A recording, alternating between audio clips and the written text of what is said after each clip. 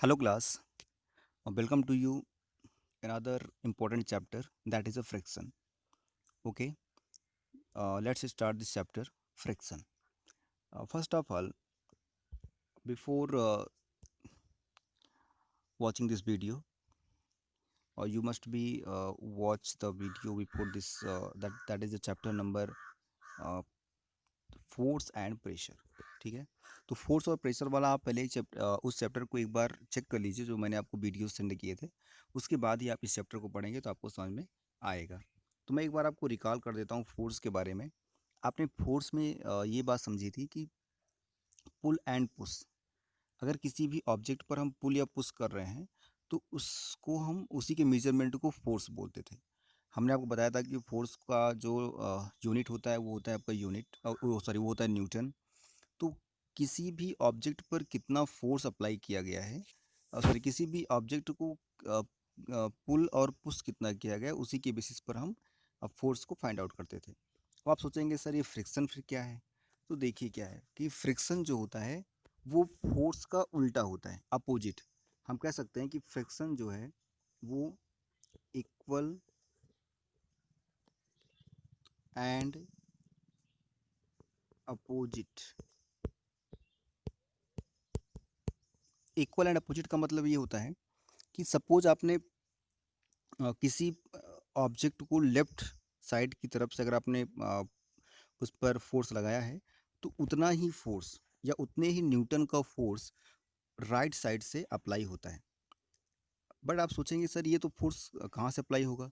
तो ये फोर्स जो होता है वो इमेजिनरी फोर्स होता है. क्या होगा, उसे इसे क्या बोलते हैं हम, इमेजिनरी फोर्स बोलते हैं. और यही इमेजिनरी फोर्स आपका फ्रिक्शन कहलाता है. बात समझ में आ रही है. तो फ्रिक्शन आपका क्लियर हो रहा है कि फ्रिक्शन क्या होगा, equal and opposite direction of force is called friction. ठीक है, तो फ्रिक्शन होता है. आपने फ्रिक्शन को बहुत बार फील किया होगा. जैसे आप चल रहे हैं और चलते चलते स्लिप कर जाते हैं, तो ये क्या है, ये आपका फ्रिक्शन है. कोई भी बॉल रुकी है, आप उसमें थोड़ा सा फोर्स अप्लाई करते हैं तो बॉल क्या होती है, वो मूव करना शुरू करती है. ये क्या है, आपका फ्रिक्शन है. आप कोई बाइसिकल आप चलाते हैं, वो रुकी रहती है, फिर आप क्या करते हैं, पैडल पे थोड़ा फोर्स लगाते हैं तो क्या होगा, बाइसिकल चलना शुरू करती है. इसका मतलब उसके टायर्स पर क्या लग रहा है, फ्रिक्शन फोर्स लग रहा है. तो ये आपको समझना है कि equal and opposite direction of force is called friction. Okay, आगे बढ़ते हैं. यहाँ पर एक दो बात आपको और समझनी पड़ेगी. फोर्स जो होता है, ये जो फ्रिक्शनल फोर्स होता है, ये डिपेंड करता है उसके सरफेस पे. सरफेस दो टाइप का हो सकता है, आइदर स्मूथ सरफेस हो सकता है, आइदर स्मूथ होगा, और या फिर क्या होगा आपका, रफ होगा. स्मूथ और रफ सरफेस.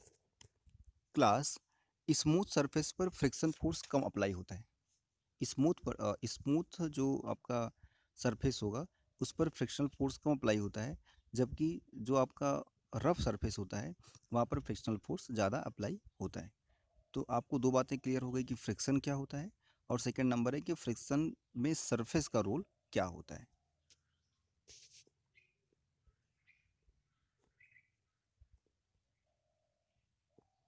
अगली हेडिंग है फैक्टर्स अफेक्टिंग फ्रिक्शन. तो इसमें सबसे पहला फैक्टर आपने देखा था सरफेस का, जिसमें स्मूथ और रफ सरफेस के बारे में आपने समझा. आगे आपको समझना है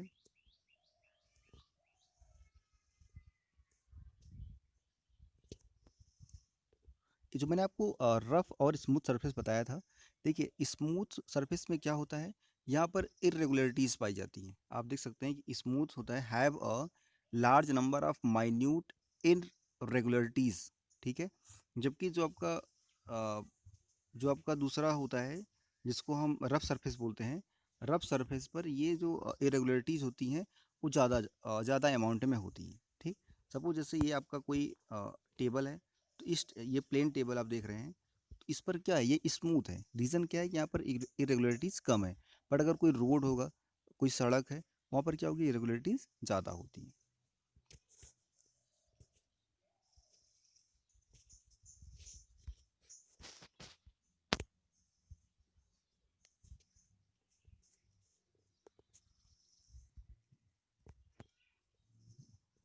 एक और हेडिंग देखते हैं, फ्रिक्शन.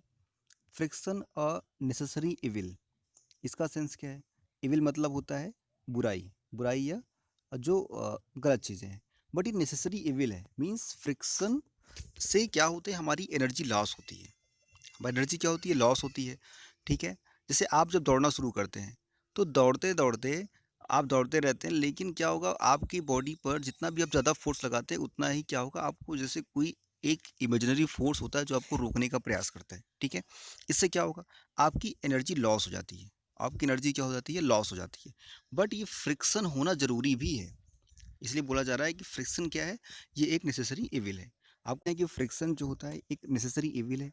इसका सेंस क्या है कि फ्रिक्शन से हमारी एनर्जी तो लॉस हो रही है, बट ये हमें चलने में हेल्प करते हैं या हमें किसी फंक्शन को करने में हेल्प करते हैं। रीज़न, सपोज दैट आप चल रहे हैं, आप अगर आपका आपके बॉडी आपका जो स्लीपर है, अगर उस स्लीपर जो है उसमें फ्रिक्शन फोर्स ना लगे तो क्या होगा, आप आगे की तरफ जो पैर रखेंगे तो आप आगे स्लिप कर जाएंगे। बट जो उस पर लगने वाला जैसे सपोज दैट आप इधर की तरफ मूव कर रहे हैं, सपोज दैट आप ऐसे मूव कर रहे हैं, ठीक है, इधर आप पैर बढ़ा रहे हैं, लेकिन ये क्या होगा, पीछे की तरफ एक फोर्स जो होता है वो आपका काम करता रहता है। इसी को हम क्या बोलते हैं, इसी को हम फ्रिक्शनल फोर्स कह सकते हैं। इसे क्या कह सकते हैं, फ्रिक्शनल फोर्स कह सकते हैं।